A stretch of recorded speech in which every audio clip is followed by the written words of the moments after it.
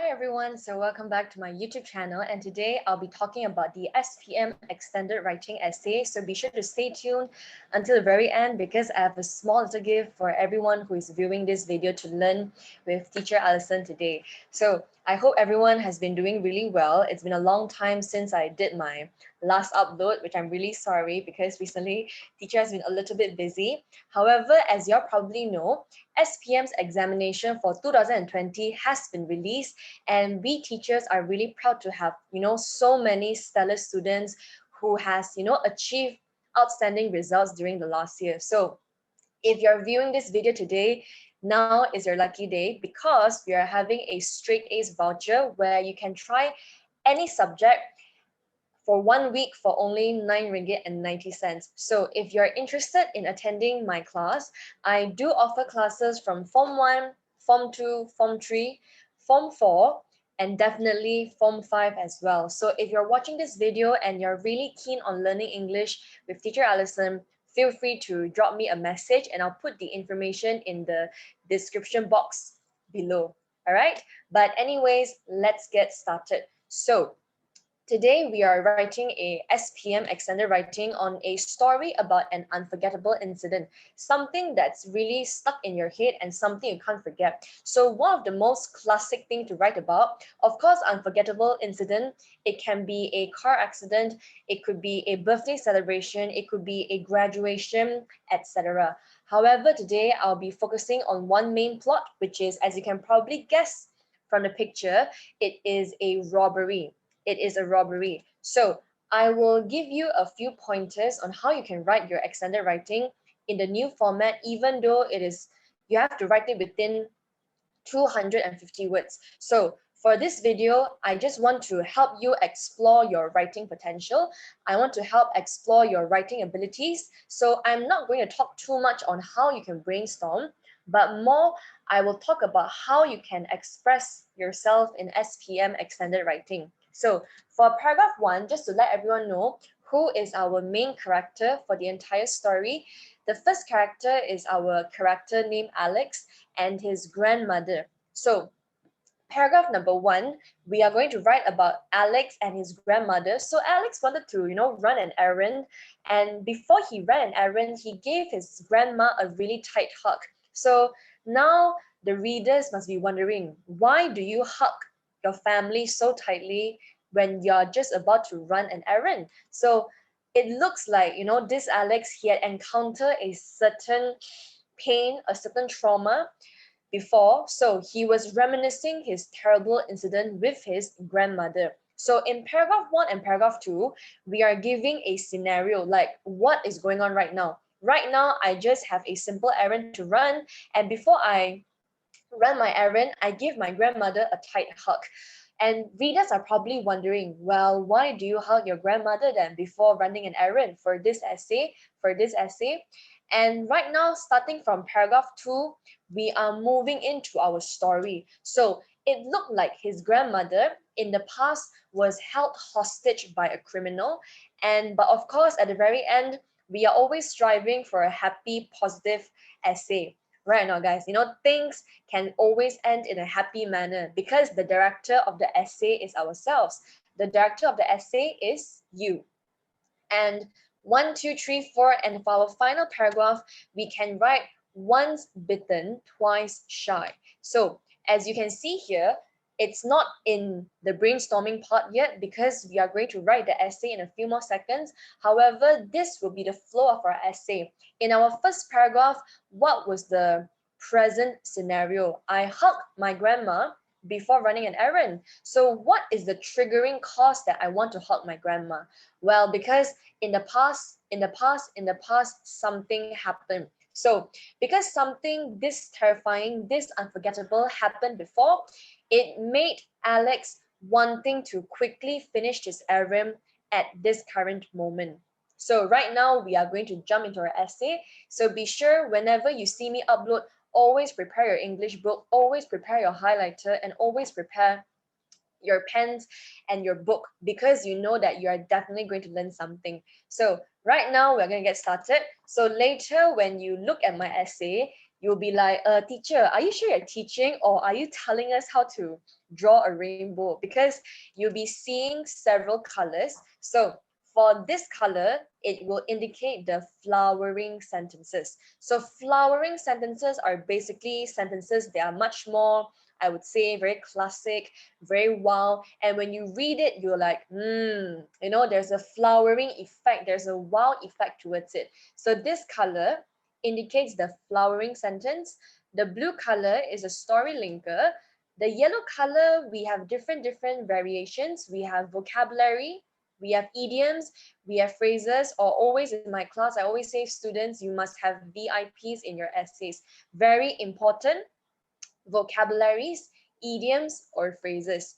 And last but not least is the conversation in the entire story. So although the new format extended writing, you have to write within 250 words, but it is definitely doable to achieve these 4 criteria in your essay writing. So right now we are going to write the first paragraph, which is what is our current, what is going on right now. 我是谁，我在哪里, saya di mana, saya nak buat apa. Okay, so right now we are going to focus on the first paragraph.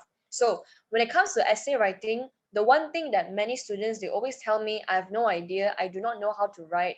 Well, it all boils down to how much you practice. The more you practice, the more mistakes you make, the more you learn, the better you're going to get.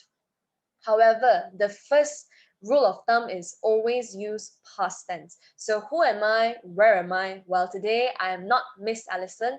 I am Mr. Alex. So hi everyone, welcome to the Mr. Alex YouTube channel. So the first one, Alex gave his grandma a bear hug before leaving to settle an urgent errand. He hated leaving her unchaperoned, but he was optionless. Upon leaving, he took a trot down memory lane.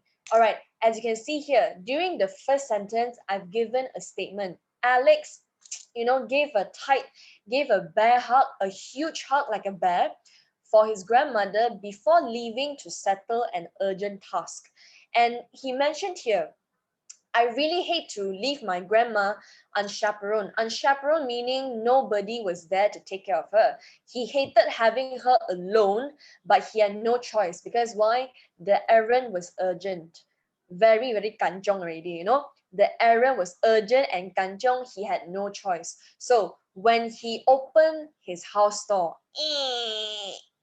he was about to leave the house and he took a trot down memory lane. As he stepped out the house, he began reminiscing, began thinking back towards the past. So he took a trot down memory lane basically means he is thinking back, he's having a flashback.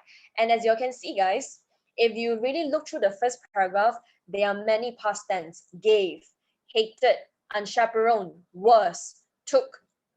Past tense is basically your bloodline, everyone, when it comes to writing a story essay. Clear? So once you have finished writing, you can pause the video, you can slow down the video, but I'll be moving on. So the next one, for the second paragraph, you will slowly start to see, other than the past tense, other than the vocabularies, we have another thing called sentence structure. So what is sentence structure? Sentence structure is like, this month is Father's Day.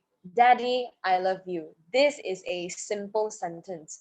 Or maybe you can say, Daddy, you are loved by me. This is a passive sentence. So I could say that active sentence versus passive sentence. I love you versus you were loved by me. You are loved by me. It's two different sentences. And this is what we call it as sentence structure. I'm going to teach you and show you some. But for the second paragraph, right now he is in the flashback mode. I'm thinking back. Mr. Alex is thinking back to the day that this unforgettable incident happened to me. That day he returned home later than usual because he had to burn the midnight oil. He had to study until midnight for his exams. And as he was walking home, as you can see here, if your English base is constantly learning, you are constantly improving your English, the neighborhood was as quiet as the grave. So what is grave, guys? Grave is like a graveyard where bodies are, put there, and people go to the graveyard to pray and respect to their loved ones. So the neighborhood was as quiet as the grave, but it never bothered Mr. Alex because Mr. Alex is very brave. It was a very normal thing for him. Very like in the Chinese slang, we called it sap sap sui, like it's just a grave, it's fine, you know, sap sap sui. But as he reached the front gate of his humble abode is home. Like all of us right now, we are doing online learning. I'm working from home. I'm working in my humble abode in my home. He felt that something was wrong, something was amiss because the front door was ajar. If you ever learned the poem before, there was this word called ajar. So bukan ajar. Ajar is I teach you. Cikgu ajar awak bahasa English. Tetapi ini bukan ajar. Ini adalah itu front door, ajar. Ajar meaning the door is like, a bit like opened already, it is not closed. Muddy footprints stamped the floors, meaning what? All over the floors, there were many like stamps. It was stamping all over the floor. So at this point, Alex, he picked up a stick. He walked stealthily, meaning he tiptoed. He walked very, very slowly towards the front door and hiya, knock down the door and see what on earth was going on because something was amiss. So as you are writing here, do you see the word, guys? Picking up a stick. But teacher, why shouldn't we write he picked up a stick? He picked up a stick is an active voice. Picking up a stick is another kind of sentence where you put the verb first. You don't put the character first. You put the verb first. Picking up a stick. I am describing the action, ing, comma, then only I mention the character. So picking up a stick. Cikgu, siapa ambil tu stick? And then after I write the action, picking up a stick, comma, he, the character is a he. He walked stealthily towards the front door and knocked it down. Understand, guys? This one will take some practice. Another example, let's say, I describe the action, drinking my lemon water. Drinking her lemon water, comma, I am the character. Drinking her lemon water, Alison immediately felt refreshed. Alison immediately felt refreshed. Understood, guys? So it's a way of describing the actions first before talking about the character. And moving on. The next one, thumb. Once he hired the door, the third paragraph. Okay, for this part also, you can focus more on the sentence structure. There is a flowering sentence. So he narrowed his eyes, like what I'm doing right now. He narrowed his eyes to adjust to the sudden engulfed darkness in the house. So what is engulf? Engulf is like, it's like swallowed. The whole house was like, swallowed in darkness. When you enter the house, you can't see a single thing. It was as if your sight has been taken by someone. Like you can't see a single thing. But he noticed a little bit. He noticed a burly, very muscular. Mr. Alex is quite muscular as well. He noticed a burly figure walking towards him, advancing towards him. His brawny arms, when he saw the guy, I would call it the antagonist, the bad guy, the antagonist, he raised up his muscular arms and the bat was about to swing down on him. But luckily, Alex dodged just before the bat came swinging down on him. It was a close shave. A close shave is like an idiom. It basically means like almost. He almost got hit. It's a slang. It's a phrase. It was a close shave. Like example, I almost fell down the stairs. It was a close shave. Like I almost really fell down the chair. I fell down the stairs. Turning around, as y'all can see here, guys, another sentence structure describing the action. Turning around. Who is the character? He hit out with all his might. He hit the antagonist, the figure immediately collapsed in a heap. So guys, what is collapse? Collapse is like bang, bang, bang, falling down. But in a heap, right? In a heap basically means once he fell down, he stayed there. Meaning what, guys? He is unconscious. He has fainted. Dia sudah pening-pening kepala. Then he fell on the ground and then he stayed there. He was basically unconscious already. So collapse in a heap is also a phrase where this person fell down and never woke up, never stood up. And Alex became overwrought when his grandma was nowhere to be found. He wept the antagonist. However, he was very anxious. He was very worried, like, where is my grandma? I can't find my grandma. Where is she? He can't find his grandma. Family, blood is thicker than water. It's very acceptable and normal and must, be nervous when you can't find your family member. So at that very moment, as he was looking for his grandmother, we are already after the climax. We are going to the end result of the entire essay.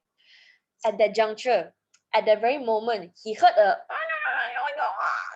muffled shout. So if you ever wonder what's a muffled shout, you can grab your pillow and then you press the pillow against your face and you scream, but not in a way to suffocate yourself, in a way to listen. What is a muffle? A muffle is when your mouth is covered, however, you're still making sounds. A muffled scream, a muffled shout coming from the doors. Kicking down the door, another hiya moment, kicking down the door.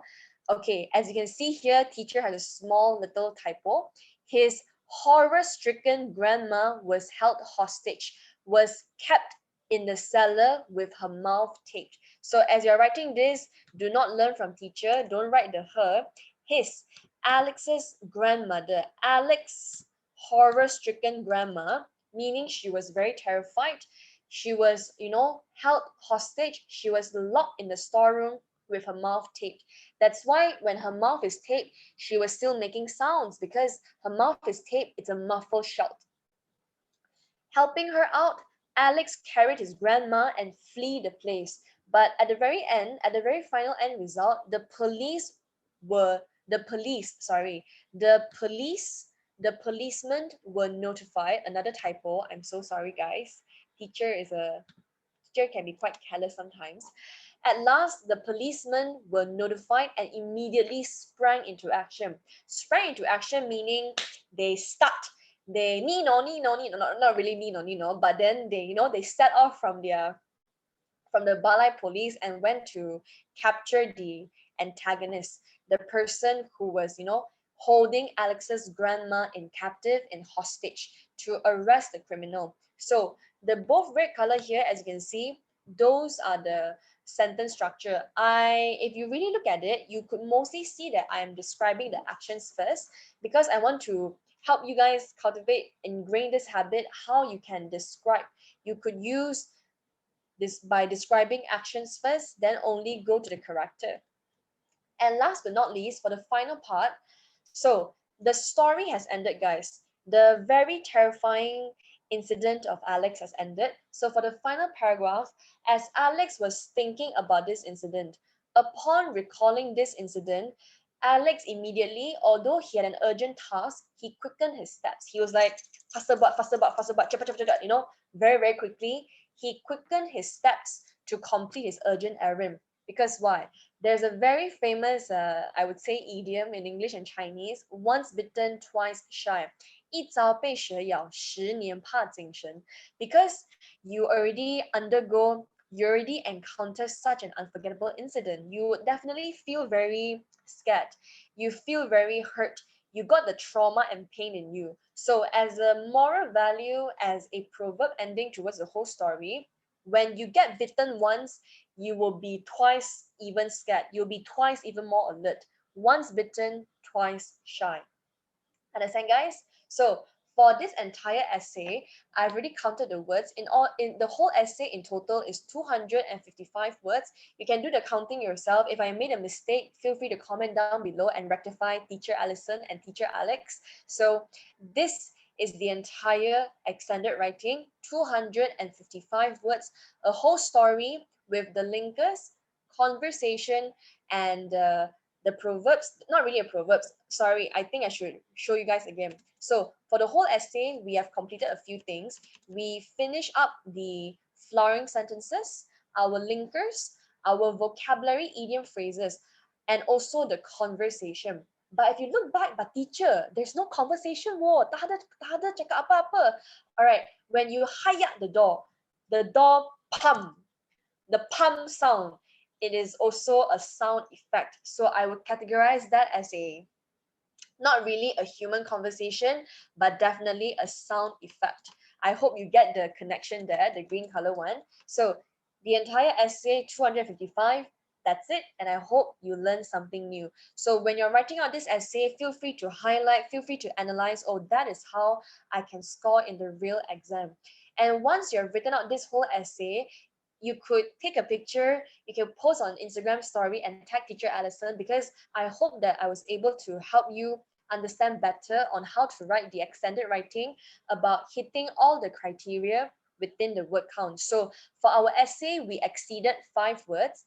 If you really want to write just nice 250 words, you can cut off certain details in the middle of the story. You could cut off maybe around 5 words and you'll be just nice. 250 words, everyone. All right.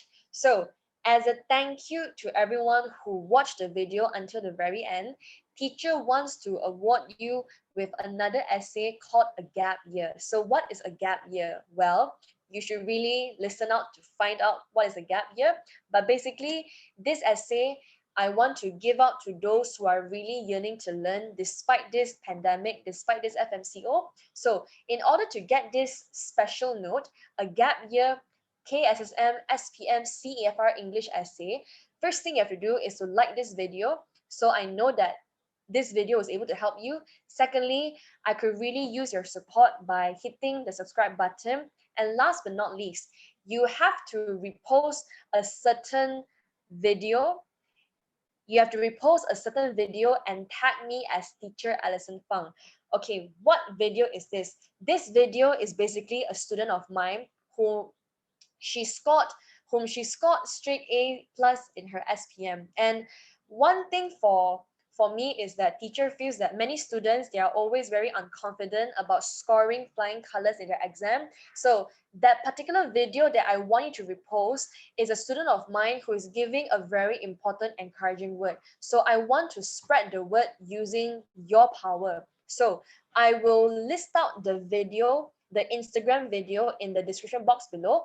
After you like, after you subscribe, I want you to use your IG account to repost this video.